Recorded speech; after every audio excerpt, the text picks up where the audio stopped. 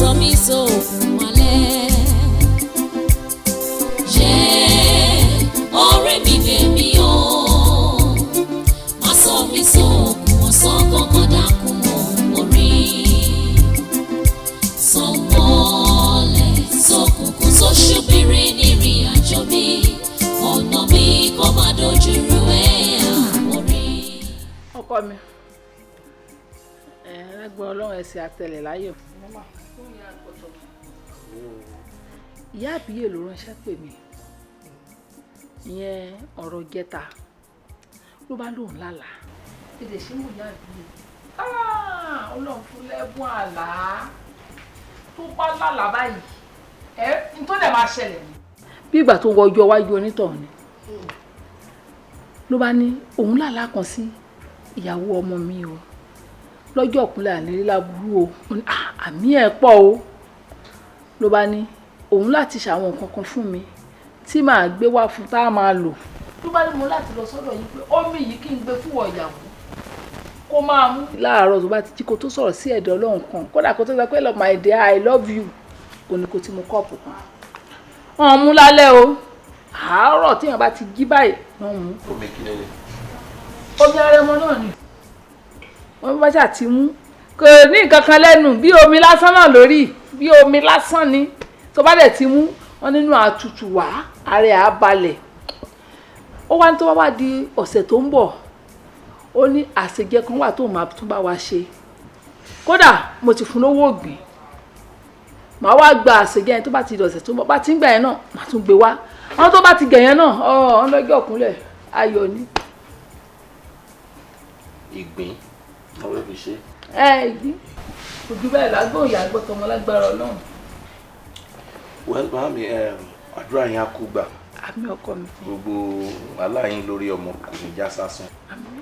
Ṣẹ̀rí by the time tí oúnjẹ ọmọ bá máa jiná ju báyìí lọ a lè fi ń ṣàwátì. Àmì o àmì ẹ̀ pọ̀. Díẹ̀ kí lórí sọ sí ọ̀rọ̀ ìgbín àti omi. Nǹkan tẹ́mi bá sọ ni pé mọ́mí á appreciate yín gan iṣu ọmọ á túbọ̀ jiná jẹ fún yín dáadáa jù báyìí lọ but ṣe rí gbogbo àwọn nǹkan báyìí bí à ń mu omi kan bí à ń jẹ́gbìn à ń ṣe all of that àṣejẹ gbogbo nǹkan tó bá ti ń dàbí fetish things yẹn mọ́mí sorry ma mi ò ní interest lẹ́yìn kémi kúnlẹ̀ kí n gbàdúrà sọ́lọ́run ọba mi ò mú nǹkan mi mọ́ mi ò ní interest nínú irú àwọn nǹkan báyìí.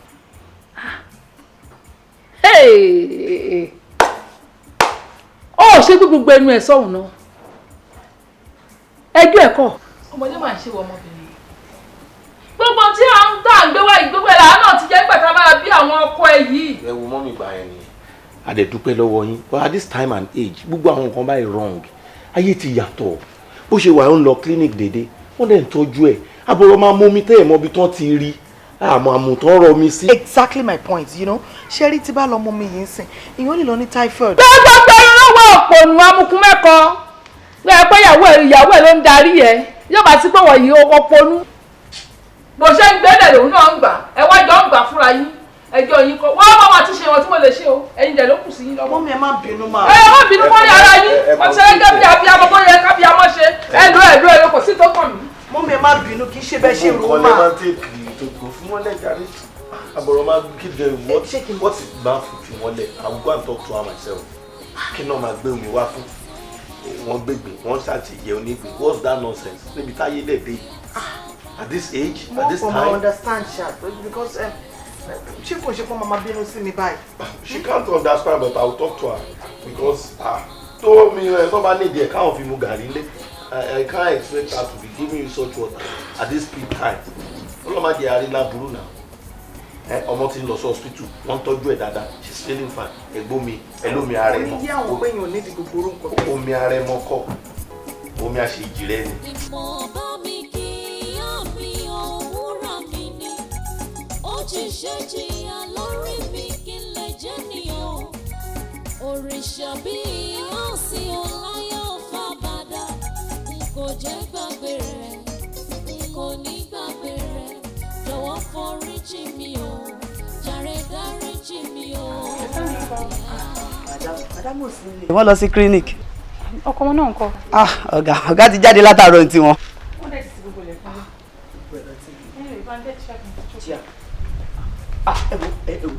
Ẹni lọ́kì o. Madam ti dé.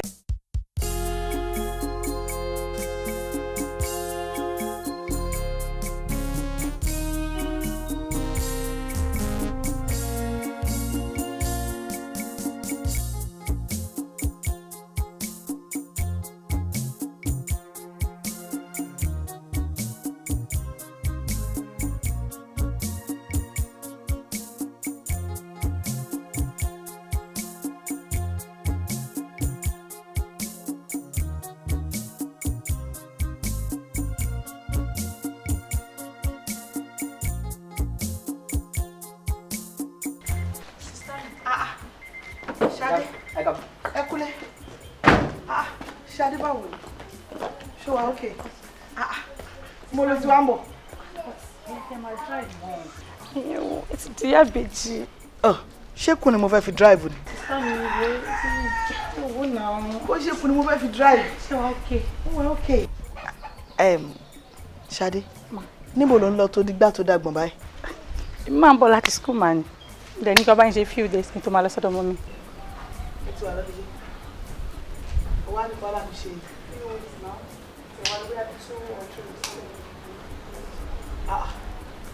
Ṣadé báwo ṣe ń bẹ́ẹ̀? Ó bùkún náà. Ó fẹ́ lò bí few days lọ́dọ̀ mi. Ó dẹ̀ feel pé ó yẹ kó pè mí kó inform mi pé mo ń bọ̀ wá lò few days lọ́dọ̀ yín o. So that èmi náà lè sọ fọ́kọ mi pé àbúrò mi Ṣadé o, ó ń bọ̀ wá bá a ṣe ọjọ́ mélòó kan o. Ṣé nítorí pé mi fọ́ mi àbí nítorí pé yìí ò sọ fọ́kọ yín àbí èwo nínú méjèèjì? Ìyàwó lè mi. Ọkọ mi ló nílé mi kọ́ ni mo nílé. O mọ̀ nǹkan tó ń pè ní courtesy ni. Courtesy nìyẹn pé àǹtí mi o, mo ń bọ̀ wá sọ́dọ̀ yín o, mo fẹ́ bá yín ṣeré o. Èmi náà lè sọ fọ́kọ mi. Kò sí wàhálà. Ṣé bí ọ̀nkú Kọ́lápọ̀ tèmi mọ̀ ni? Ẹ má worry. Èmi fúnra mi máa pè wọ́n lórí aago. No, o ní láti pè é náà. Ṣé ìwọ kọ́ ló yẹ kó sọ fún mi ló máa sọ fún? Wo èmi àti wọn máa ń pera wa dáadáa. Wọ́n máa ń pè mí dáadáa ní school. In fact, last week ó sì send owó sí mi. Hello sir. Fine sir. Ẹ káàsán. Mo máa dé láti school sí ọ̀dọ̀ yín mà níyàwó yín dẹ̀ ni pé kí n máa lọ torí pé àwọn ò sọ fún yín èmi ò dẹ̀ pé àwọn tẹ́lẹ̀ pé mò ń bọ̀ nílé pé so kí n máa lọ sọ́dọ̀ mọ́mì kí n kúrò nílé àwọn kí n jáde.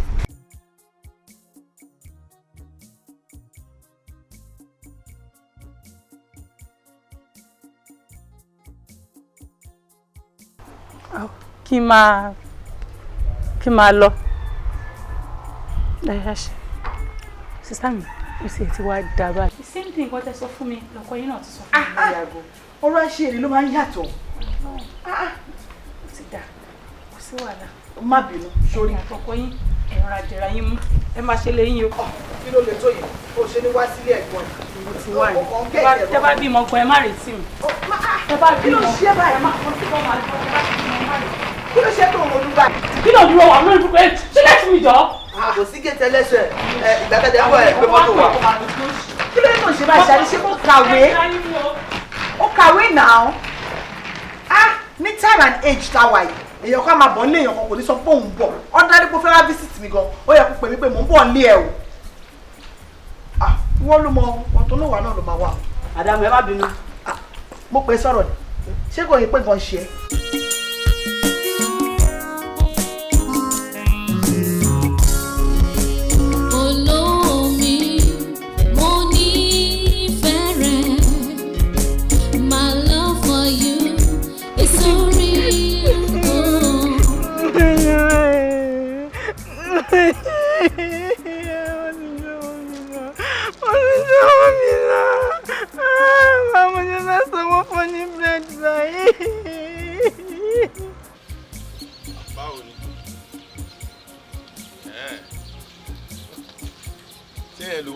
Sí báyìí sìn ṣe bẹ́ẹ̀ gbọ́n ẹ̀ ni ó yẹ kó o ti mọ̀ wá ẹ̀ kí ló dé tí wọn náà máa wá sọ́dọ̀ wa láì fún ní notice ilẹ̀ tẹ́lẹ̀ you know she don't like all sorts.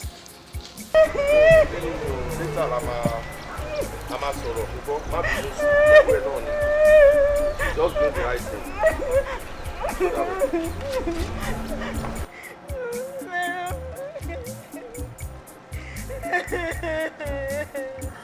Ẹ pẹ̀lẹ́ o. Ẹ ǹlẹ́ o. Ẹ yé sunkún mọ́, ẹ̀yin ni mò ń bá sọ̀rọ̀. Àǹtí, kí ló ṣe yín? Ó ti lọ́wọ́ mi lánìí sá. Mo bẹ̀rẹ̀ sí mo wà lọ́dá kọ́sọ́mà náà níbẹ̀. Ìtọ́jú wọn ti jọ̀wọ́ mi náà. Mi ò mọ̀ ṣe ráṣọ yìí. Wọ́n kú owó yín. Ṣé kí sáà ṣe àwọn tó ń ṣiṣẹ́ sáìtì ń bá ìṣá? Àwọn ni mo gbọ́ bẹ́ẹ̀ ṣe máa ń ṣe bẹ́ẹ̀ ṣe ayẹyẹ. Ok, èló ni owó tá à ń sọ̀rọ̀ nípa ẹ̀? 25 ní sá. 25. Bẹ́ẹ̀. Ṣé nítorí 25 lẹ ṣe ń sunkún tó tó yìí? Mo gbọ́ bẹ́ẹ̀ yẹn láwọn yìí. Báwo ṣe fẹ́ sáwọn lọ́wọ́ padà? Ṣé bá ṣàti rí 25 fún yín yẹn ṣé ó ti tán? Mi lówó tí màá fi sán ààyè. All right. Kò sí wàhálà.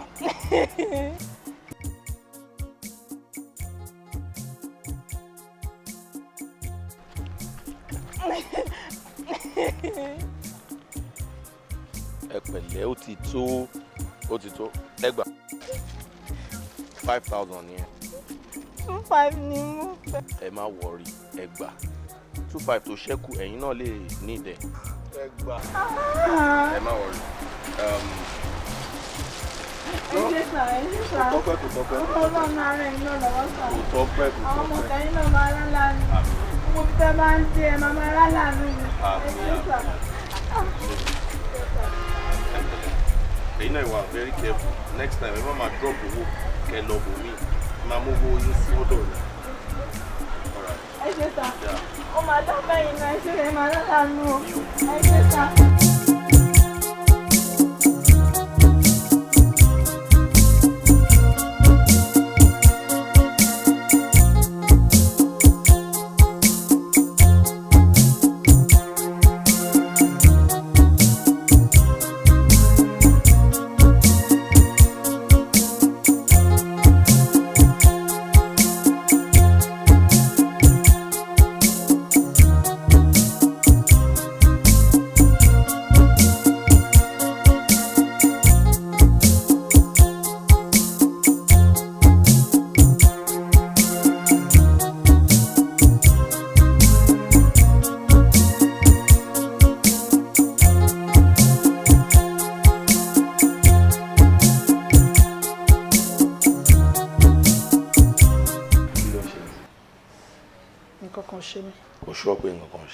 Yes. Then why the sudden change in your mood? Mo fẹ́ kó mọ̀ pé òkú ọjọ́ mẹ́ta ó ti kúrò lájèjì sáré. I know you and I know you so well. Ṣé nítorí pé mo fẹ́ jáde nísìnyí mood ẹ̀ ṣe change? O ò ní ìdẹ̀. Ó yẹ kó mọ̀ pé tíbi tí mò ń lọ ò bá ti important. I won't go there. Baby,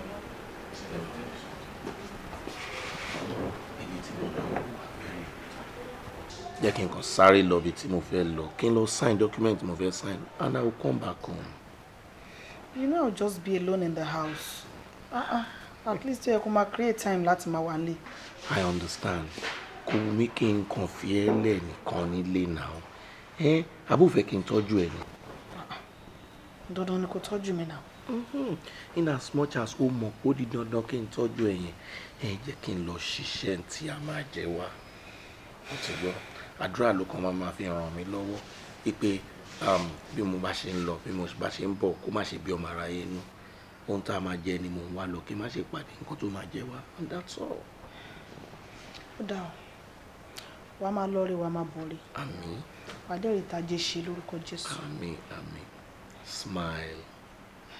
Má máa frown bọ̀ lọ́kùn sọ̀rọ̀.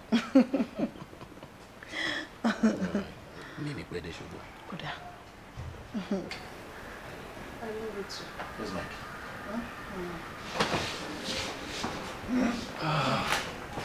Má pẹ́ o. Ayé wa adùn bí oyin, adára fún wa. Ayé wa adùn bí oyin,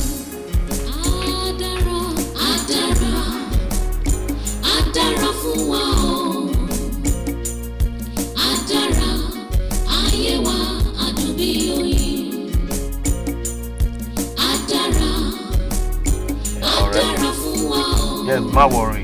I'll make sure I come.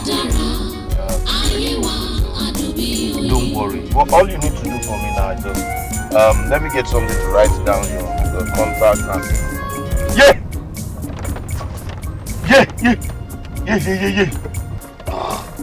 Ah.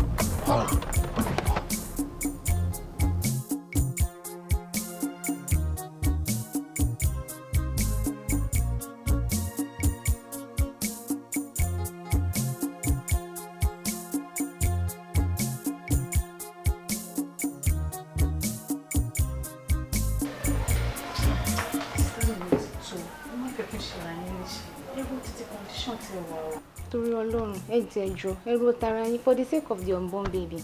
Please. Ọlọ́run máa bá wa dáwọ́ ibi dúró lágbára Ọlọ́run. Okay, now, oúnjẹ ni mo ti sílẹ̀ fún yín ẹ jẹ ẹkún wẹ́kún mú látàárọ̀ ni. Ọjọ́ wo la wá fẹ́ ṣe gbogbo oore lè dà. Ẹ jọ̀ọ́ torí Ọlọ́run. Ọlọ́run máa bá wa dáwọ́. Ìbá yìí ẹ̀ ti bàjẹ́ ṣá. Ẹ jẹ́ ẹkún pẹ̀lú kọ́ máa sùn, ẹkún tó máa sùn dọ́jú alẹ́. Bẹ́ẹ̀ ni mo sọ fún ẹ. Ṣọ́ọ́lẹ̀ mi ò wá fún láti wá rojọ́ o. Mo fún ẹ ní 24 hours. Tí ò bá kú òun léyìí, gbélé á gbé ẹ. Ìwọ àjẹ́ apààyàn, ìwọ pa èmi lọ́mọ tán. Òun àlùkò máa jókòó tí o bú ọmọ mi kò sí tó jọ. Tí o bá kọ̀ tó o bá jáde, màá ti ẹ mọ́ lẹ́yìn wá kú dànù bẹ́ẹ̀ ni mo sọ fún ẹ. Tí o bá sí pé mo respect ọmọ tó wà nú ẹ. Tí o bá sí yẹn ni, màá ti nù ẹ́ jù. Mọ́mì, ọlọ́kọ̀ ò lè pọ́kọ ẹ̀ náà ṣe ó. Òṣègbẹ́nu òṣì lọ́wọ́. Èwo ló ṣì gan-an? Mẹ́jọ ẹ take it easy. Ẹ jọ̀ọ́ ma. Madam Kẹrẹ wàyí náà dá sí. Ẹ jọ̀ọ́, ẹ wá jẹun ní àbẹ́rẹ́ bá wọn sọ̀fọ̀. Mo bí ẹlẹ́nu tó sín. Ìwọ tiẹ̀ ọ̀pá ajé tí ò bá gbé ẹnu ẹ lọ́wọ́. Ìmọ̀ràn tẹ̀lé tó kọ́sọ́ fẹ́ gbà ẹ̀kọ́ kú òun lẹ́yìn. Àṣeyẹ ìyá jẹ yín jù. Màá tiẹ̀ mọ́ nílé, wàá kú dànù. Wà jẹ́ apààyàn náà yín máa ń pààyàn. Ẹ wá pa ọmọ tèmi ọmọ rẹ̀ tó máa gbádùn òwú ẹ̀ kọ́ tí ó tọ́jọ́. Mọ́mì, tí ó ṣeṣe kọ́ lọ́kọ̀ pọ̀pọ̀ ẹ̀ ní. Tí wọ́n pa mọ́mì ló ti kọ́ ìjà wọlé. Mọ́mì wá jẹ́ pẹ̀lú ẹ̀rú ọmọ jù. Sísá mi, ọ̀yà ẹ̀wọ́ ọ̀yà ẹ̀jọ̀ ọ̀yà wọ́n yọ. Ẹjọ́ àwọn ọ̀rẹ́ take it easy. Sísá mi. Àwọn aṣọ́kú. Bàdá mọ́ lọ́dún 24 hours. Kí ló sọ 24 hours? Hi. Sísá mi kò síbi tẹ́ ẹ̀ lọ.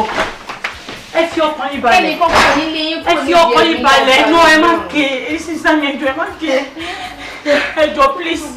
Sókè ẹjọ́ ẹ má sunkún. Ẹjọ́ sísá mi ẹjọ́ ẹ má ké. Ẹ má ké.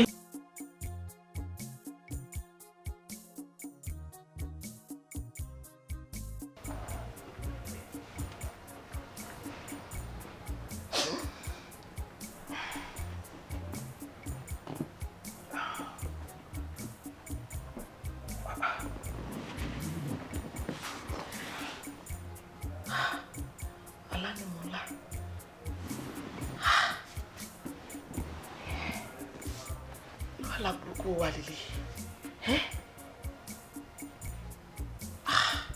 Accident. Lọ́sàn gangan. Ọlọ́run lójúmọ̀. Jésù Kristi. Jésù Kristi. Jésù Olúwa wa. Mo fi rí aláburúkú báyìí fún lórúkọ Jésù. Mo fi rí aláburúkú báyìí fún lórúkọ Jésù. Olúwa má yẹ kí ọkọ mi rìn kòńgẹ́ ibi lórúkọ Jésù. Olúwa má yẹ kí ọkọ mi pàdé àgbàkó lórúkọ Jésù. Ogun accident Olúwa má jẹ́ ká rí lórúkọ Jésù. Olúwa ààbò rẹ tó nípọn Olúwa ẹ bá mi fi bò ó. Ààbò rẹ tó nípọn ẹ bá mi fi bò ó. Ẹ bá mi di ọkọ mi lámùrè. Àmùrè tó ṣú ò lè tú. Àmùrè tájẹ́ ò lè tú. Ní orúkọ Jésù kó ohun burúkú kó má ṣe ṣẹlẹ̀ sọ́kọ mi. Kí ọkọ mi má kú o. Olúwa má jẹ́ kí n dopọ̀ sọ gangan. Gbogbo accident láyé Olúwa. Olúwa má yẹ kó ṣẹ nínú ayé lórúkọ Jésù. Àmín lórúkọ Jésù. Ìyá àdúrà ṣẹlẹ̀. Káàbọ̀. Báwo ni? Kí ló ṣẹlẹ̀? Wo aláburúkú kan ni mo lá. Ó terrible. Aláyìn ò dára rárá. Mo lálàá wípé ọ̀tá ẹ̀ l'accident. Ó wá terrible débi wípé ọ̀tá ẹ̀ kú. Àmín lórúkọ Jésù. Mo ti fi bú. Lẹ́yìn yẹn mọ́mì náà tún wá ń dà mí láàmú. Wọ́n bẹ̀rẹ̀ sí fún mi ní wàhálà. In fact, aláyìn bá mi lẹ́rù gan. adúpẹ́ lọ́wọ́ Ọlọ́run pé mo bá ẹ lẹ́nu àdúrà which means o ti rebuke ẹ nìyẹn so gbogbo ibi tó bá fẹ́ ṣẹlẹ̀ náà Olúwa ti bá wa rí o ti rí dànù. Àmín. Well gbogbo ẹ náà nítorí bá ti gbé sọ́kàn lèèyàn máa ń gbé sùn. No. Kò fẹ́ kí n jáde tẹ́lẹ̀. Kì í ṣe bẹ́ẹ̀ kì í ṣe pé torí nǹkan tí mo gbé sọ́kàn kíyàn lárú àlá yẹn lọ́sàn-án gangan. Well kò sí wàhálà àdúrà máa gbà. Àmín. Báwo níbi tó lọ? Wà ókè wọ́n kọ́. Wà ókè. Báwo níbi tó lọ ṣé wà ókè? Àdúgbò gbogbo nǹkan ó lọ létí kí ló dé? Kí ló ṣe? Inú kan. Ní sùúrù tó mọ̀ pé tádùrà bá ti pọ̀ nígbà bóyá o fẹ́ lọ sórí òkè. Kí ló ṣe? Yé! Kàn. Kí ló ṣe ẹ́? Kò tí ẹ yé mi. Ọkùnrin dáyà já mi náà. Ní ìjókòó jẹ. Ó yá jókòó. Sásìkò tó tó ni. Mi ò mọ̀. I don't know. Hold on, just hold on. Sit down, relax. Just sit down. Yẹ̀rọ bẹ́ẹ̀ gbẹ́rù ọmọ. Just sit down. Ìgbòlókò àwọn ẹ̀rọ ọmọ yẹn. Èmi ọmọ bí tó wà. Jesus. O lè sọ pé kò sí inú rúùmù.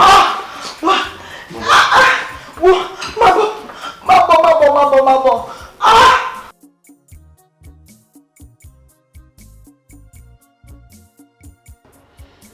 أعوذ بالله من الشيطان الرجيم بسم الله الرحمن الرحيم الحمد لله رب العالمين الرحمن الرحيم مالك يوم الدين إياك نعبد وإياك نستعين اهدنا الصراط المستقيم صراط الذين أنعمت عليهم غير المغضوب عليهم ولا الضالين آمين بسم الله الرحمن الرحيم ألف لام ميم ذلك الكتاب لا ريب فيه هدى للمتقين الذين يؤمنون بما ويقيمون الصلاة ومنهم برزقناهم ينفقون أولئك على هدى من ربهم وأولئك هم الأمر وهو على كل شيء قدير صدق الله مولانا العظيم Àmín. Àdúrà wa gbà. Àdúrà wa gbà. Khadija, hope you are praying for me, Sha. Yes, I did not know. Yes, how are you doing? Oh, I'm okay, I'm fine. Ó ti jẹun. No, mo ní kí n sáré ṣe prayer díẹ̀ kí n tó ṣe oúnjẹ náà. Kí ló máa kitchen? Kò sí ìwọ̀ kan. Bọ́ sí kitchen kò sí oúnjẹ. Khadija, mo máa rí bọ̀bọ̀ yìí, Rotimi. Kí ló ṣe? But Khadija, kí ló ṣẹlẹ̀? Dé bá mi sọ àwọn ọ̀rọ̀ kan nípa ẹ̀, ó ní kí bóun bá ẹ sọ̀rọ̀, pé kí bóun bẹ̀ ẹ́, bóun máa ń pè ẹ́, ó kí ń gbé call, pé tó bá tún kọjá tóun bá rí ẹ, tóun bá try láti tẹ̀lé ẹ, pé ṣe ló máa tẹ̀ dá òun nù, tẹ̀ ní wò ó sí nǹkan rárá. Òun tiẹ̀ tún wá sọ débi pé bóyá nítorí pé ìwà àti ẹ̀ kì í ṣe ẹlẹ́sìn kan náà ni. Mo dẹ̀ ní rárá pé kò lè rí bẹ́ẹ̀. Ó ní kí bóun bẹ̀ ẹ́, but bọ̀bọ̀ yìí ń sọ̀rọ̀, ó fẹ́ lè máa sun ẹkún. Khadija, ó dẹ̀ try ẹ̀ náà, fún ní try ẹ̀. Ọ̀rẹ́ mi, má dá Rotimi lóhùn. Rotimi tó ń wò yẹ, ó ń parọ́. Èyí tó tún wá burú jù tí Ọlọ́run tó tún lòdì sí, ẹ̀sìn òde gba èmi náà láàyè, Rotimi ń kó obìnrin. Bẹ́ẹ̀ ni. Obìnrin ṣá. Ṣé irú Rotimi tí mò ń wò yẹn, ṣé irú yẹn lè máa kó obìnrin ṣá? Àmọ́ tó bá tẹ̀ wá jẹ́ bẹ́ẹ̀, ṣé lórí ọ̀rọ̀ pé ó ń parọ́ yẹn, ọ̀rẹ́ mi, kò sí ọkùnrin tí kò kì í parọ́ o. Dìyẹn mú lẹ́ni pé kò sí ọkùnrin tí ò kì í parọ́, àwọn náà mọ̀rọ̀ pa jù. Ṣùgbọ́n tí ọkùnrin bá wá jẹ́ onírọ́, ìwọ tó jẹ́ obìnrin ló máa jẹ́ olóòótọ́. Òótọ́ títí ẹ̀yin ló máa sọ irọ́ tí ẹ di òótọ́ fún ẹ̀yin méjèèjì. Wo dey try ẹ̀ fún try náà. Mi ò lè try ẹ̀. And ẹ̀sìn ò gbà mí láyè, ẹ̀sìn ò fún mi ní irú sùúrù bẹ́ẹ̀ yẹn. And Rotimi tá à ń sọ̀rọ̀ nípa ẹ̀, it's not my type. It's not your type. It's not. How? It's not my type. Irú ọkùnrin bí Rotimi kan ni mo fẹ́ nínú ayé mi. Okay o. Irú ọkùnrin wo gan-an lẹ wá fẹ́ ní pàtó báyìí? Mo fi ọkùnrin tó ní ìwà tútù bí àdàbà, tó ní ẹ̀sìn, tó ní òótọ́, tó mọ ìtọ́jú obìnrin, tó mọ̀ ṣe. Bí ọkọ ẹ̀gbọ́n ẹ̀. I beg your pardon. What do you mean? O ṣe máa fi ọkọ ẹ̀gbọ́n títí mi wérú ọkùnrin tí wọ́n ń fẹ́? No. Khadija tó jọ mí lójú. For what now? O ṣe máa ìwọ fúnra rẹ̀ o rí nǹkan tó o gbọ́ nǹkan tó sọ ni. O ṣe máa fi ọkọ ẹ̀gbọ́n mi wérú ẹni ọkùnrin tó ń wọ̀n ẹ̀. Kí ló mean? Okay, no. Tell me. Ṣé nǹkan tó ń try láti sọ fún mi ni pé kí n gbé ọkọ ẹ̀gbọ́n mi fún ẹ? A'udhu billahi minash shaitani. O better. Mi ò mean ẹ̀ bẹ́ẹ̀. Má bínú sí. Anyway, Ọlọ́run máa pèsè ẹni tó fẹ́ ẹni bí ọkọ ẹ. Ọlọ́run máa pèsè fún mi. Á pèsè ẹ̀fẹ́ mi náà o. Àmín. Ẹni bí ọkọ mi. Ọ̀hún Kọ́lá. Hello sir. Yeah, mo wà lóstẹ̀. Sister mi hospital. Kí ló ṣe wọ́n? Ṣé àsìkò wọn ti tó ni? Ó dà mò ń bọ̀. Mo kàn yín lára tó ń sin. Ẹ kọ́ tí mò ń bọ̀. Sister mi wà lóspítù dàbí kan tí wọ́n yìí ní bọ́ tẹ́kìtì máa lọ. Agbára inshallah. Àmín. Wọ́n máa sọ ní ayọ̀. Àmín. Summa sabila yanzara. Summa sabila yanzara. Àmín. Wọ́n máa sọ láyàtọ̀ láfíà. A máa sọ̀rọ̀ lórí fún Èmi náà máa ṣe prayer fún ẹ. Wọ́n máa sọ láyàtọ̀ láfíà ní agbára Ọlọ́run.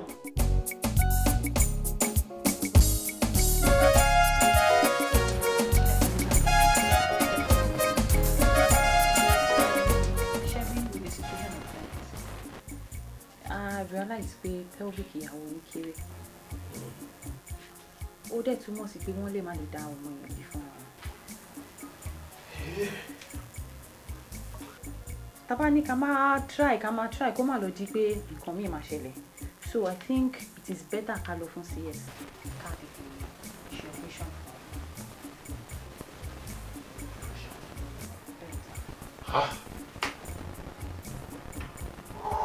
Any serious? Ẹ má panic. It's just kò lè tó yẹn. Ká kàn lè fi save life àti ìyá àtọmọ ni. Mo ti bọ́lọ́run mi dá májẹ̀mú pé mi ò ní fẹ́ ìyá abẹ́gbọ́mọ jáde. There is no big thing about CS. Ká kàn lè fi save ìyá àtọmọ yẹn. Òun la ṣe fẹ́ ṣe kíákíá. So all you just have to do now is get bá mi tọwọ́ bọ̀wé. Ẹ lè ṣe kí n má sáì. There is no big thing about signing here. It's just for formality reasons. Just in case. Although I pray kí aburú ṣẹlẹ̀, Ọlọ́run lè jẹ́ ká aburú ṣẹlẹ̀. But just in case. All right. No problem.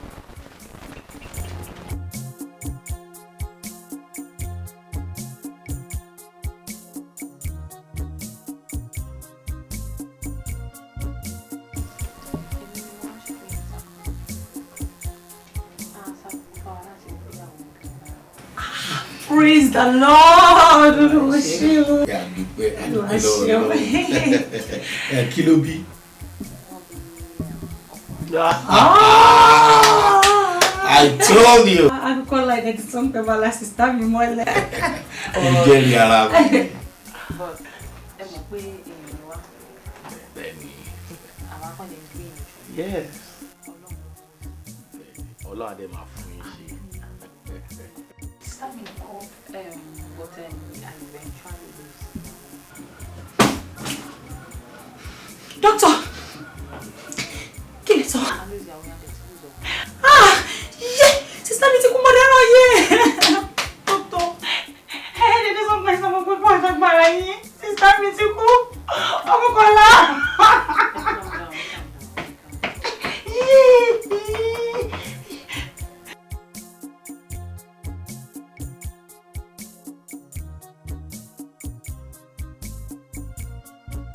Alhamdulillah rabbil alamin.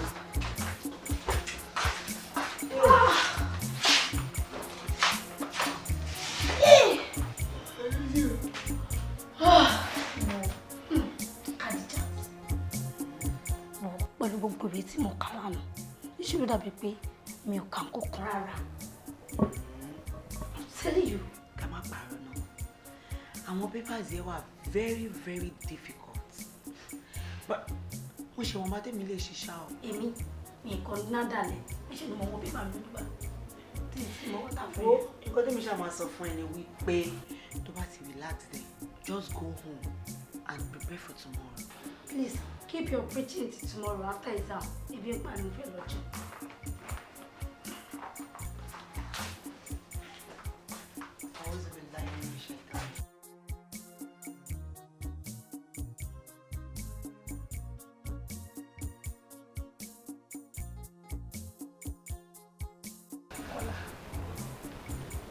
Kọ́lá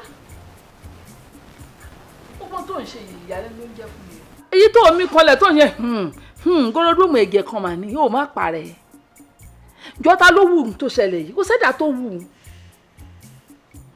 òun náà sọ pásìkò tìyàwó ẹ̀ tó nìyẹn ló dẹ̀ rọra bá tiẹ̀ lọ àwọn tó kún dé ẹyà máa ṣayé látìgbà tíyàwó ẹ̀ ṣe aláìsínsìn àtìlẹ́ lóṣù 3 ó wá délé nìyẹn àtìgbà yẹn báyìí iṣẹ́ ẹ̀gbọ́n gbogbo ẹ̀ ó kàn ń ṣe bákan ni àwọn ọ̀rẹ́ ẹ̀gbọ́n pátá ló ń kọ̀ǹpléènì wọn náà ń dárayá mọ́ wọn náà wọ́n á pé òní gbáago ẹjọ́ orúgbèsè ayé wo nìyẹn wọ ọmọ kékeré tó fẹ́ parẹ́ sí mi lọ́rùn ni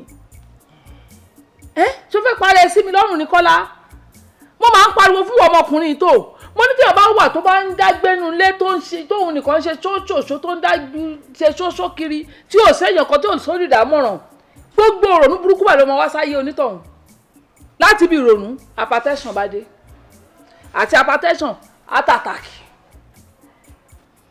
àbọ̀ oṣù fẹ́ sọ mí tí òwò ọmọlúwàbí ni mo máa fọlọ́run bàbẹ̀ Kọ́lá owó bá tí mo máa ní mò ń yá ẹ báyìí. a lè sọ fún ẹ máa jáde gbogbo àwọn ọ̀rẹ́ ẹ̀gbọ́n ló ń kọ́ tààrà ní ẹ̀kọ́ wọlé. àìdíà ṣàlàfíà ni lásán ọkọ mi ṣàlàfíà ni mọ́mì nǹkan ilé ọkọ mi. Pẹ̀lẹ́ Kọ́lá. Ṣé olùkọ́ wá yẹ̀wò ni? Bẹ́ẹ̀ ni ṣe mọ̀ pé school jẹ́ kí mi ráyè àti pé màmí gan mi lè fi wọ́n sílẹ̀ nílé so torí ẹ̀ ni ò ti jẹ́ kí n ráyè ojú sí wọn látọjọ́ yìí. Kọ́lá kí lè tẹ́ tún wá rí báyìí. A dà fún ẹ o. A dà fún ẹ o. Mi mọ̀ pé wọ́n náà rí bó ṣe mí kanlẹ̀ nìyẹn o. Láti ìgbà tẹ́gbọ́n ẹ̀ ti ṣaláìsí báyìí kò gẹ́ta rẹ̀. Ìyí tẹ́gbọ́n ẹ̀ ṣáà ti kú sóti lóṣù 3. Gbogbo tó dẹ̀ ṣẹlẹ̀ yìí kò sẹ́dá tó wù. Àgbà fọlọ́wọ́n ọba ni.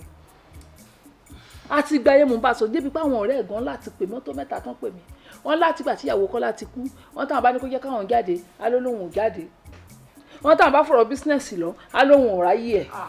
Wọ́n ní àwọn á pé gbà wọ́n ní kò ní gba aago àwọn. Ìyẹn lórí tí mò ń bá sọ lọ́wọ́ tó dé yìí. Mo dẹ̀ ní kí òun ló fẹ́ ṣe léyìí dà. Bóyá ẹ̀gbọ́n ẹ̀ ni òun ṣàkó ti dẹ̀gbọ́n ẹ̀. Bóyá kí wọn náà bá sọ tó ń jẹ́ òótọ́ ọ̀rọ̀. N tó ṣẹlẹ̀ yìí kò sẹ́ni tó gbàgbé ẹ̀. Ó dẹ̀ ti dé ní ẹ jẹ́ ká gbà fọlọ́wọ́n ọba. Nǹkan tó máa ṣẹlẹ̀ ó ti ṣẹlẹ̀ àdẹ̀rí nǹkan kan ṣe sí ṣe ti gbọ́ wọn kàn fẹ́ kẹjọ nítorí Ọlọ́run kẹ́ gbé kúrò lọ́kàn Ọlọ́run dẹ̀ máa tù yín nínú lágbára Ọlọ́run wọn kúkú ṣe jẹ́ ìyàwó títí yín náà jẹ́ ẹ̀gbọ́n fún èmi náà but kí ni mo fẹ́ bọ́ lọ́n fún òun ló fún wa òun ló tún gbà á mami gan wà ń bẹ̀ tó ń ké àárọ̀ yìí sí wọ́n ti kékeré bọ̀ kí nìyàn fẹ́ ṣe. Mákàyé ò ní kúrú ìṣòwò kúlà sórí oníwàásù tọmọ ìṣèlú.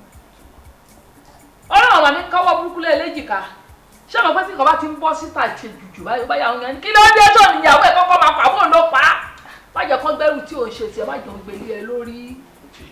Adẹ̀sánwó bóyá wọ bá lára àwọn ọ̀rẹ́ ẹ̀kan tára ẹ balẹ̀ tó jọmọ lúwàbí dáadáa o lè mú wá àbí aṣàlẹ̀ ẹ̀kọ́ tó máa fi pàrònú rẹ èmi ò lè wá jókòó báyìí kó máa fi mí pàrò àbí. Bí wọn bá rọrẹ ẹ̀kan tó jọmọ lúwàbí tára ẹ balẹ̀ dáadáa o lè mú wá fún kó máa tọ́jú bọ̀dẹ́ ẹ̀. Orí mi gbè mí o, má sọ mí sọ ògùn ọ̀sán kankan dákun orí.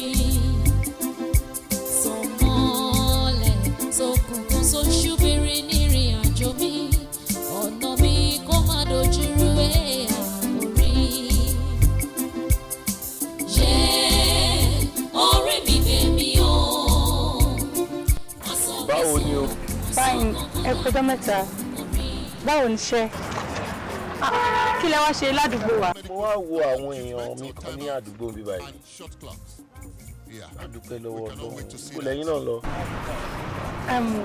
akàfẹ́ owó ọ̀rẹ́ wa níwájú ń bẹ̀ yín.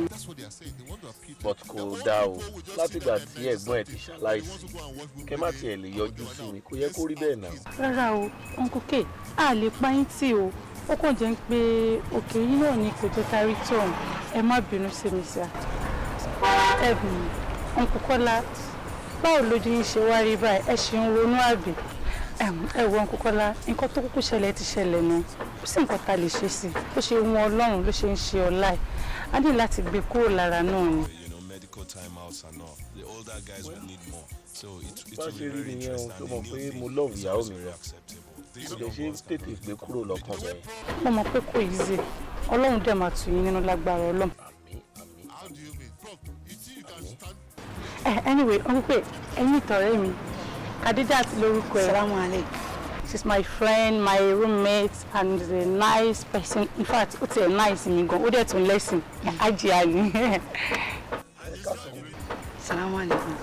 Àwọn ni ọkọ sista mi tí wọ́n kú lọ́jọ́. Okay, ẹ̀dẹ̀ pẹ̀lẹ́ nǹkan tó ṣẹlẹ̀. Ní rírẹ̀ mọ́ lágbára Ọlọ́run. so ibo ló wá dà báyìí sí. A fẹ́ wọ ẹ wá wájú mẹ́. ẹ ṣáà máa kàwé yín dáadáa o. ẹ jẹ́ kí n bá yín wá.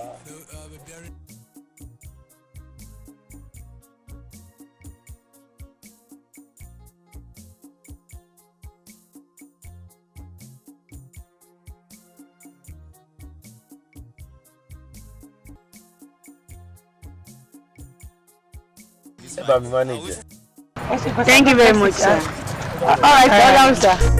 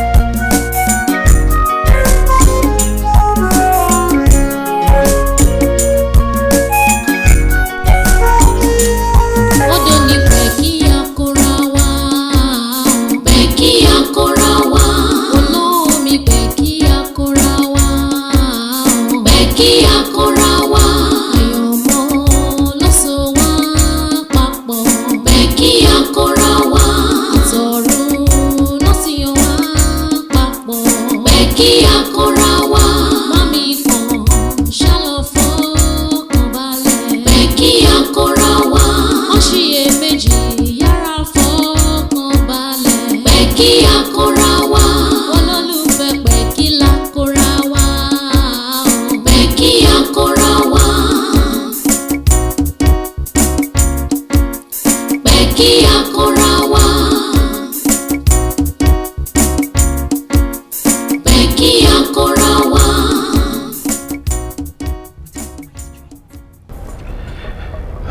to spend the rest of my life with you. Really? Yeah. My dream came true because I found you. Baby, thank God I found you. I never believed I could ever meet love in my life again. I could ever see who would love me again. Shori, látìgbà tí Bímpé ìyàwó mi ti ṣaláìsí, mo rò pé mi ò lè rí ìfẹ́ mọ́ ni. But thank God for meeting you, for giving me hope again to still love once again. I am so happy meeting you. Thank God I listened to my sister. The advice said, I'm so happy. Thank God. Alhamdulillah. Good afternoon, sister. That's true. But if it's here, the mama did it, I love you so much.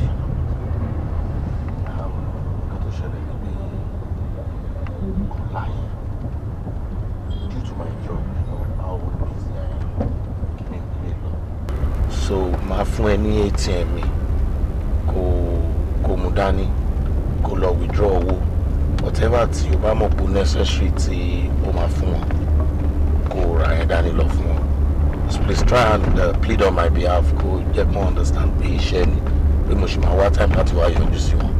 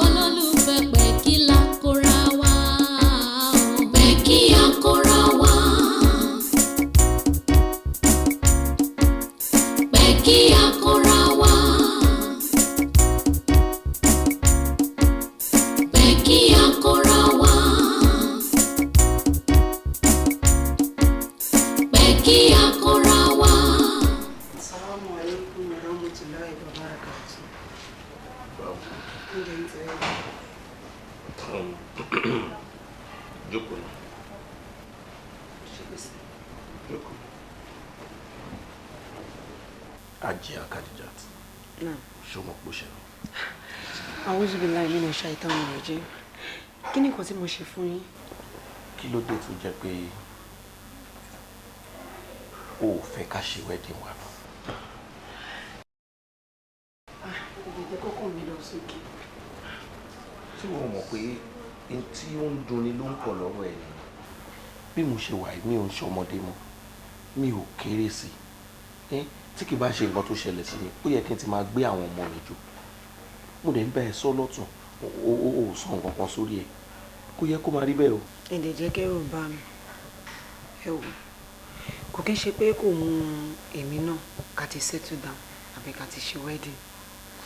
Àmọ́ mi ò mọ bí mo ṣe máa bá yín sọ láti jẹ́ ọjọ́ yìí. Àǹtí mi ló pè mí. Wọ́n dẹ̀ ṣe àwọn àlàyé kan fún mi. Wọ́n ní àwọn lálàá. Aláyẹ̀ dẹ̀ bà àwọn lẹ́rù gan ni. Bẹ́ẹ̀ ni.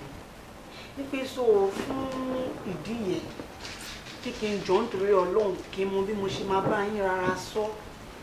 Anything that has to do with wedding pé kí n jọ kí n má tí ì ṣe for now. So mi ò dẹ̀ mọ bí mo ṣe máa sọ fún yín. Kó tó ṣẹlẹ̀ ni ẹ má bínú sí mi. Aláìgé. Bẹ́ẹ̀ ni. Ó bá ti wá sọ fún mi. Sórí anything tó bá ti ní ṣe pẹ̀lú àlá àbí ẹni ìran any supernatural things èmi máa ń bọ̀wọ̀ fún because èèyàn gbọ́dọ̀ nífura o ti understand àmọ́ etí ó lè ṣẹlẹ̀ so tó bá ti kìlọ̀ fún yàn bẹ́ẹ̀ kéèyàn má dẹ́jà ni o ti understand ó wà òkè náà ṣùgbọ́n kò sígbà tá a dáṣọ tá a rí lẹ̀ fi wọ́ ó wọ́n yẹn pé tó ń ṣe mí ni pé n tó ń dùn ni òun ló ń pọ̀ lọ́rọ̀ ẹ̀ ni n tó ń jẹ́ kí n tẹnu mọ́ nìyẹn àwọn Yorùbá dẹ̀ bọ̀ wọ́n ní iṣu atẹnumọ́rọ̀ kì í jóná. Alright, kò sí problem tó bá ti jẹ́ bẹ́ẹ̀ náà ni kò sí wàhálà. mo lè ní kí n sọ fún sísá mi pé mi ó ní a ní láti travel for 3 days and be family meeting stuff ṣá mo ní kí n sọ fún yín. Travel. No problem. Wá ṣáà ṣe jẹ́jẹ́ lọ́wọ́ gbogbo tí wàá dẹ̀ lọ mọ̀ pé ojú mi ojú ẹ̀ o ti understand. You know I love you so much. Mi ò dẹ̀ ní fẹ́ kí nǹkan kan ṣe. But mo máa ní ìdánwò dẹ̀ ṣe mọ̀ pé kò ṣáà possible kí n máa bẹ̀rẹ̀ lọ́wọ́ ẹ̀gbọ́n mi. Ajé Akadijat. Kí ló dé tó wá ń ṣòro bí ewé náà? Ó máa ń ṣe bí ọmọdé. Ṣé bó wú ẹ ní ATM mi wà? Àtìgbà tí mo ti mọ̀ ẹ́, mo mọ̀ pé you're a decent girl, òun ṣọmọ nínàkúnà. Ní tó bá nídìí náà ló máa ń béèrè. Bó ṣe wà lọ́wọ́ ẹ̀yìn, wàá dẹ̀ mú owó ń bẹ̀. Wàá lọ gba owó. Iye tó bá ti fẹ́ lò lọ lò náà. Ó ní láti ṣẹ̀ṣẹ̀ máa sọ fún mi, we are one. Máa ríra ẹ bíi pé ìkan náà ni wá. Máa jọ ìlẹ̀ dáìní.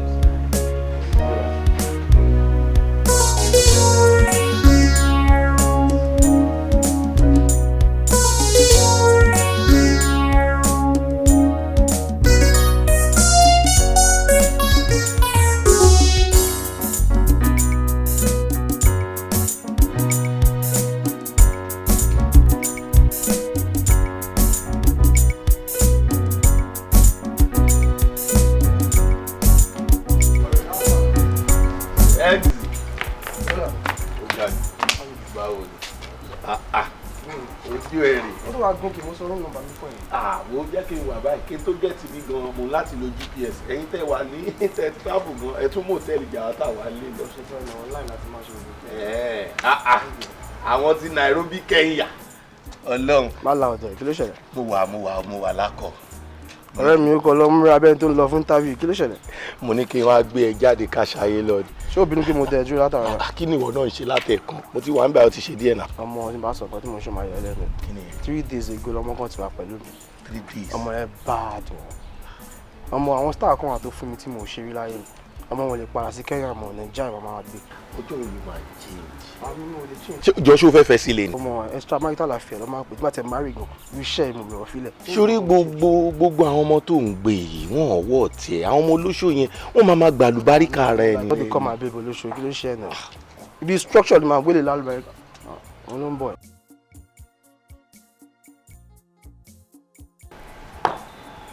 Babe, what's up now? Yeah, cool. Hello, darling. How are you? Khadija. Ọ̀rẹ́. Khadijat.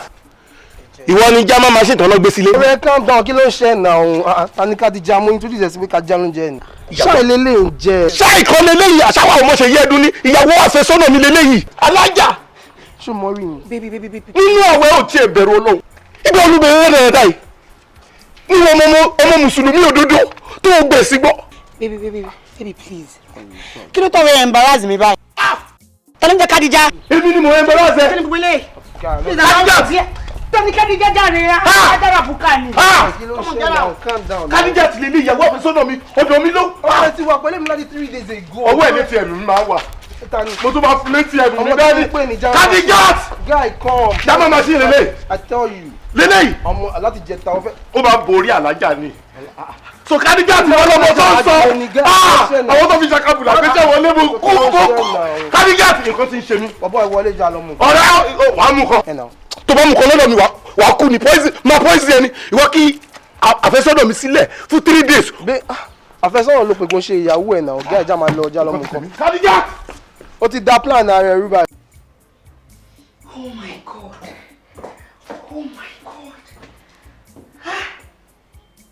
Irú mistake wo ni mo ṣe báyìí náà?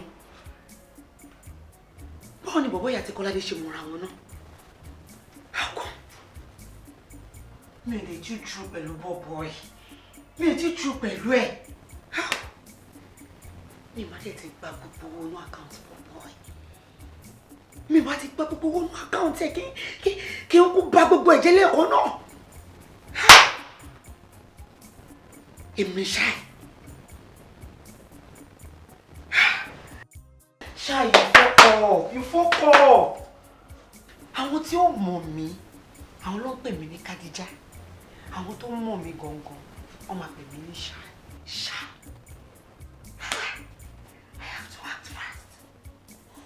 I have to act fast. Kí máa ṣe náà? Okay. O gbọ́dọ̀ bá mi ń bíbá. O gbọ́dọ̀ bá mi ní bíbá ẹ̀ náà. My box.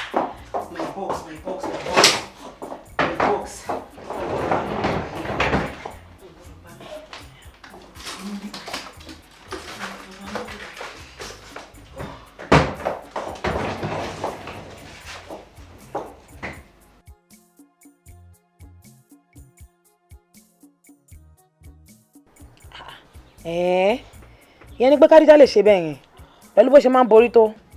Fún mi ó dùn mí ó dùn ẹlẹ́dàá mi tí Kádíjà bá ti máa wá ṣe irú nǹkan bẹ́ẹ̀ kò yẹ kó ṣe sọ́dọ̀ mi kò yẹ kó ṣe fún ọkọ ẹ̀gbọ́n mi kò dẹ̀ máa wá wò ó ní ìdílé ṣe nǹkan tí mo ṣe yìí o ìwọ náà ṣàmọ̀ nǹkan tó ṣẹlẹ̀ o mọ̀ pé kò tí ju èyí ẹ̀ lọ́n sí títí sísá mi kú àtìgbà táǹtí mi dẹ̀ ti kú iṣẹ́ lọ́kọ wọn ń ronú káàkiri tó bá sùn ó máa ronú in fact ó ń ronú rìn wọn àtún kí ń jẹun mọ́ o get ni mo fi wọ́n pé ìgbà tí mo dẹ̀ ní Kádíjà lọ́rẹ̀ẹ́ tèmi dẹ̀ mọ̀ pé ó máa ń borí ó máa ń hùwà tuntun wọn náà ṣàmọ̀ bí máa ń ṣe láàrin wa bí èèyàn tó mọ́ bí ẹni Ọlọ́run tòótọ́ ni mo fi wọ́n pé òkè kí n kúkú introduce ẹ̀ sí ọkọ sista mi o so that bọ̀dá yẹn àti ẹ̀tún lè máa tù wọ́n nínú wọn nílé máa ronú mọ́ o get ìmọ̀ pé lórí burúkú ọmọ òfò lọ́mọ yẹn o nǹkan tó ṣe fún mi lórí yẹn. Ó ga o Ọlọ́run ló mẹ tó ń sọ wọn o. Ṣé wọ́n ṣe mọ̀ yẹn ni Ọlọ́run ló mẹni tó ń sìn ṣùgbọ́n Kádíjà táwọn sọ ń pa yìí kò sin Ọlọ́run ṣó fẹ́ gbọ́ mi olè ọ̀lẹ olójúkòkòrò ọ̀dájú aṣẹ́wó in fact olóṣó pọ́nbélé lọ́mọ yẹn mo ṣe játijàti yẹn. Ìyẹn Kádíjà ni. bẹ́ẹ̀ ni mo sọ fún un but ṣó fẹ́ gbọ́ orúkọ tá a máa sọ ọmọ ẹni inú ẹni ló ń gbé ṣé orí nǹkan tí màá ṣe fún Kádíjà nǹkan tí màá ṣe fún un. Kí ló fẹ́ ṣe fún náà? Pátápátá wà ló ń ṣàrìstọ̀ and àrìstọ̀ ń ṣe new things fún our girls lórí campus now kó má jẹ́ kó máa later bounce back lé lórí. fún mi máa ohun tí ẹ máa sọ̀rọ̀ jù ṣe bẹ́ẹ̀ mi ti sọ fún ẹ lẹ́ǹkan orúkọ tá a máa sọ ọmọ ẹni inú ẹni ló ń gbé sórí bàtísàn tí bá ṣe tán pẹ̀lú ẹ̀ gbọ́gbọ́n wàá rí wàá bá ké ṣèbọ̀ rẹ̀ ẹ̀ ni. Ìyẹn Kádíjà nù. dá mi lóhùn. ẹ̀kan tí mo dé olóò máa sáré ṣe nǹkan tó máa ṣe ni nísìnyí òṣì ń dìlé mi ó dẹ̀ mọ̀ pé mò ń kánjú. ẹ má bínú ṣáwọn ẹ mọ̀ pé venza ni ọwọ́ sensitive mo gbọ́dọ̀ fún abalẹ̀ fún dáadáa yóò ti yé kí n má ṣe mistake Ọlọ́run ní jẹ́ kẹ́ rógun ẹ̀wọ̀n olú ẹ bá lọ tú kẹ́ tí ìjà rẹ̀ tí mọ́tò máa lọ la nẹ́mọ̀ yẹn lọ́wọ́ ẹ má bínú.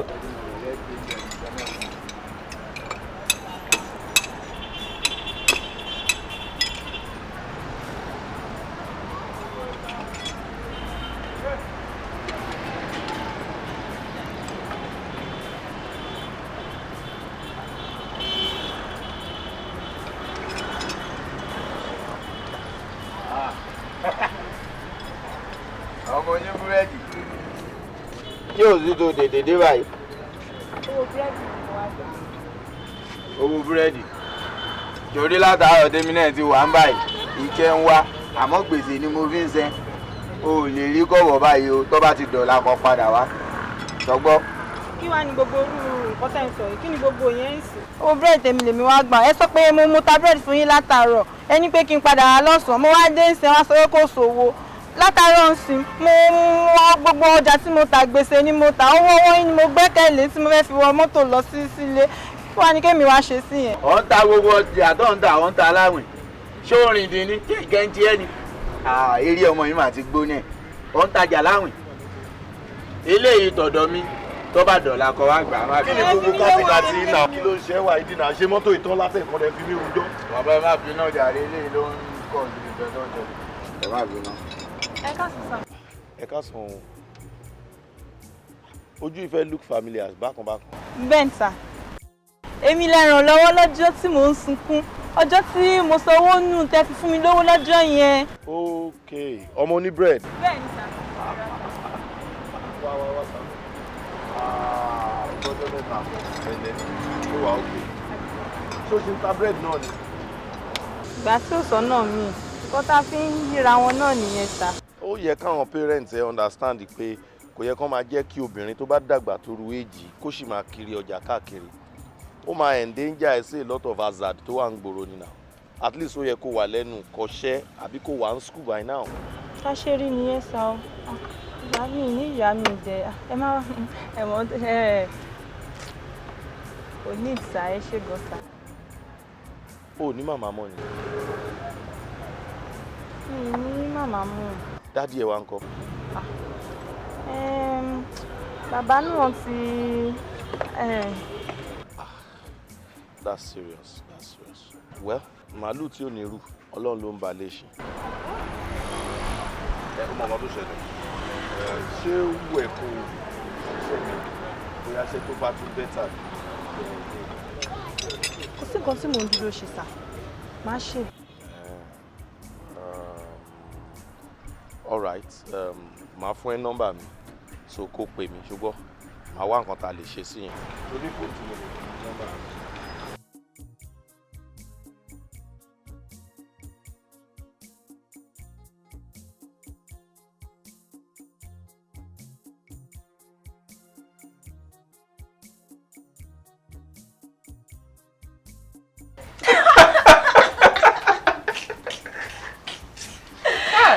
Nǹkan ṣẹlẹ̀ máa mo believe it.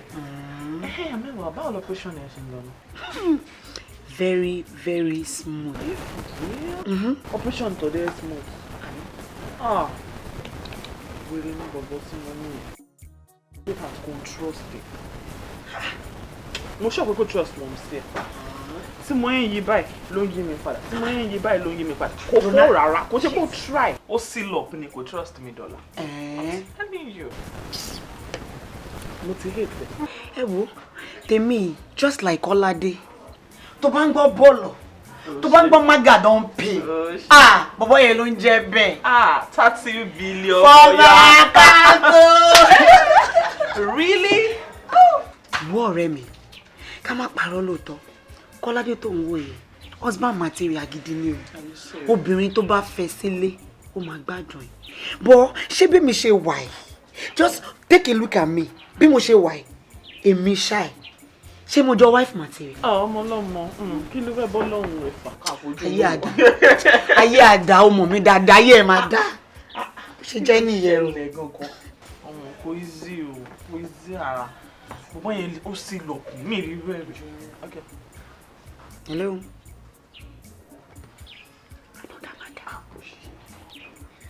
Hello, darling. How are you? Ó ti ẹ̀rẹ̀ mi díẹ̀ ni. Inú cab gan lèmi àtọ̀rẹ́ mi wà. Mo lọ sí hospital. Okay. We shall account me now. Diamond. Okay, thank you. Tí bá kúrò mẹ́kẹ́ wá sọ́dọ̀ àbí. All right, thank you. Love you. Love you náà. Ọlọ́run ló mọ̀ nǹkan tó ń wá. Nǹkan tó fẹ́ jẹ ló fẹ́ pa òun. Kí ló dé? Nǹkan tó fẹ́ jẹ ló fẹ́ pa òun. Lè jẹ́ tán. Àjẹ́ ń jẹ́ tán ni. God.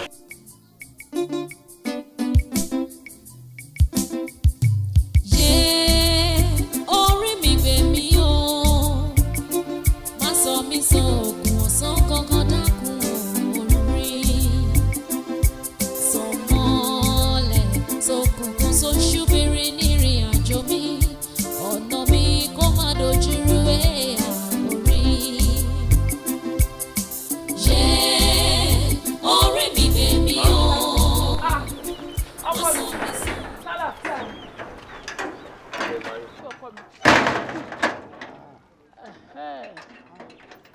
Mo ń lọ Ìbàdàn ní ìkànnú àwọn ọmọ ọ̀rẹ́ mi ló fẹ́ ṣèyàwó lọ́la. Àwa kan dẹ̀ láti wà ń bẹ̀ láti èní lọ ká lè sọ́pọ́ọ̀tì ọ̀rẹ́ wa. Kí wá ló ṣẹlẹ̀ ọkọ mi? Ó ga o. Lórí ọ̀rọ̀ aṣọ tiwa ni. Ó kè tọ́lọ́mọ ọ̀dọ̀. Bẹ́ẹ̀ ni ọmọ tẹni kí n bá yín get. Pẹ̀lẹ́ my dear. Ẹ̀wẹ̀ lẹ̀kẹ̀wẹ̀ náà kọ́. ṣé eléyìí lè ṣiṣẹ́ báyìí ṣá. Mọ́mì ìjọ mo lè ṣiṣẹ́ kò síṣẹ́ tí mi lè ṣe mọ́mì ìjọ ìṣàánú. well ojú ló ń rojú ṣàánú gẹ́gẹ́ bẹ́ẹ̀ ṣe kọ́ mi láti kékeré so ìgbà tí mo dẹ̀ rí mo ṣe decide pé kí n máa mú bọ̀ ní ọ̀dọ̀ yín pé kó wà pẹ̀lú yín bẹ́ẹ̀ ṣe wá lẹ́yìn travel yìí nsìn kí la fẹ́ ṣe sọ́dọ̀ ẹ̀. ó dà wọn tó máa ṣe ìwọ mú lọ sọ́dọ̀ tó bá ti dọ́là tèmi bá ti ń bọ̀ máa pè ẹ̀ wá mú pàdé mi nílé. ìyẹn náà la máa ṣe because n bá ní kémi lọ drop ẹ̀ tẹ́lẹ̀ kò níbi tó ń lọ kò ní. kí ló dé kò ní ìyá kó ní bàbá ni. ìtàn pọ̀ ń di yẹn ìtàn pọ̀ bẹ̀rẹ̀ ẹ wo òun nìkan ló ń dágbé ló ń dá sọ àwọn òbí ẹ̀ ti ṣaláìsí. ó dáa ojú ló ń rojú ṣàánú ọkọ mi nígbà tó bá ti ń ṣe dáadáa ìyá kù ni o ìwọ ni kò tọmọlúwàbí ẹ ṣe o ṣó ti gbọ́ nísìnyí wàá máa tẹ̀lé ẹ̀gbọ́n ẹ lọ sílé tó bá di lọ́la tí bá ti ń bọ̀ láti Ìbàdàn á mú ẹ pàdé mi ní lọ́la. tí ẹ bá dẹ̀ tètè dé lọ́la mo lè mú wá lọ́tún. irọ́ ọ̀la náà ní iṣẹ́ pọ̀ nílẹ̀ ni wo àwọn ọ̀rẹ́ mi tó gáràjì fìyẹn gbé mi kò gbé mi dọ́nà kí lè máa lọ. ẹ wọlé jẹ́ kó wọlé tí wàá dúró.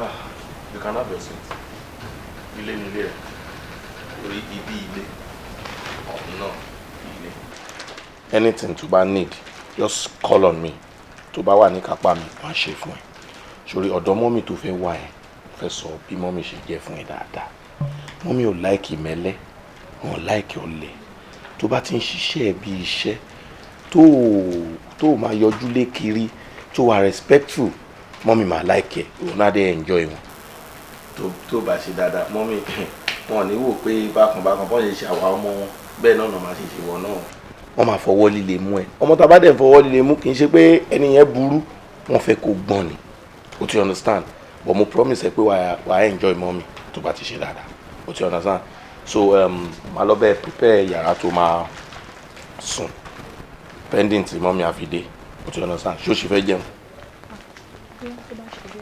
tó bá ṣe dé àbí ọ̀rọ̀ kò sí wàhálà màá fi kitchen hàn ẹ tó bá ti ready wàá wọ̀ bẹ̀ wá lọ́jọ́ torí mi ò ní pẹ́ sùn.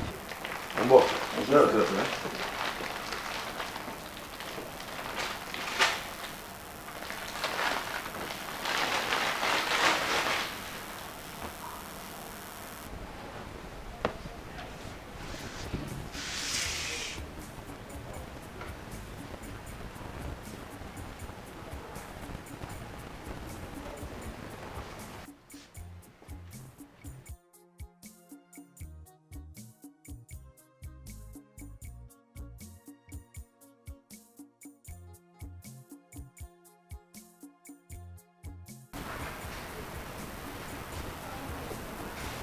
Àṣàkẹ́ ọ̀yá wa ó ti sáré sọ̀rọ̀ ó ti rẹ̀ ìyá dìde kó wọlé fún wa lọ́sùn.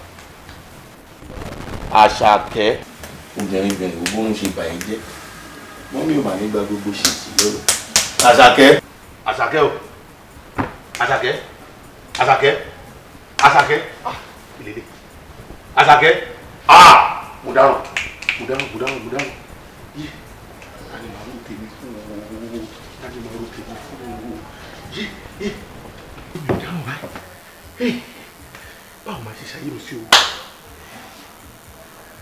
orí ti dìbí mọ́ mi lọ́wọ́ mo dáràn. Àṣàkẹ́ oníbẹ̀rẹ̀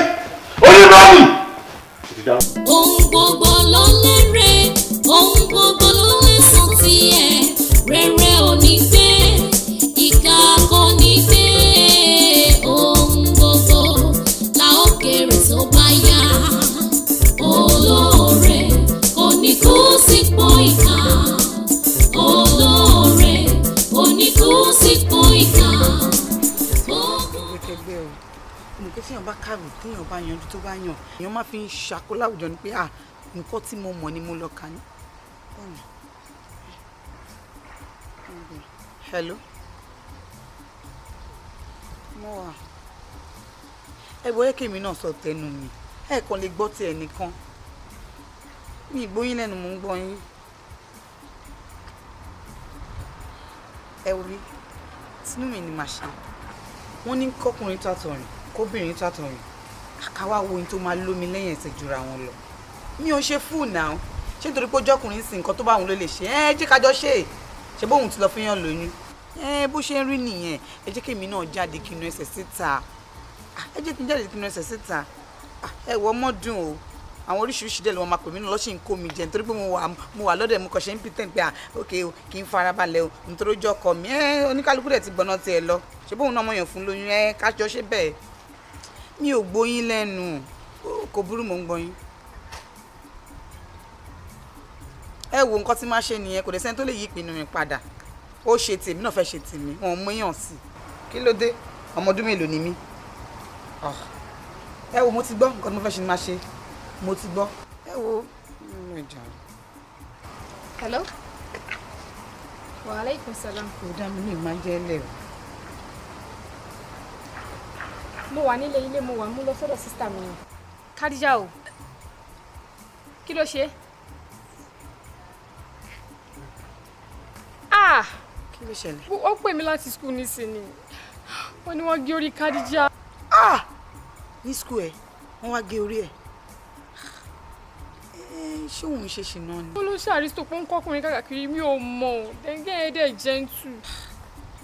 Lẹ́gà kí n tó pè mí náà sí yẹn lórí ọ̀rọ̀ ọkọ mi ló ń bá mi sọ ṣé kì í ṣe pé bí àlọ́ ni àbí wọ́n wọ̀n nìyẹn ní nǹkan tó fẹ́ ṣẹlẹ̀ náà mi náà yà ariwo ẹ̀bọ̀lẹ̀ o mi ì ṣe mọ́ ẹ jẹ́ n padà sí lọ́dún sí ibi ìjókòó mi ẹ jẹ́ lọ́dún kò tọkọ mi àtàwọn mi ì ṣe kankan mọ́.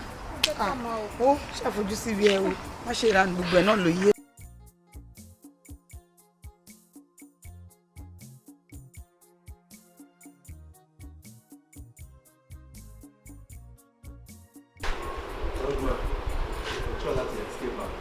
òfìpá ní rí ẹ òkú òru tó sin ẹsẹ̀ ti yọ síta so you are under arrest. ẹ wo ọlọ́pàá àyà mi ló já tí mo fi sá kúrò nílé oore ni mo ṣe tó dìbì mọ́ mi lọ́wọ́ oore ni ta ló wá lè ṣe lẹ́rìí mi báyìí ta lè lẹ́rìí mi báyìí. ọ̀dà sílẹ̀ tún ṣàkíyèsí ọ̀rọ̀ ọmọ ẹlẹ́yìn.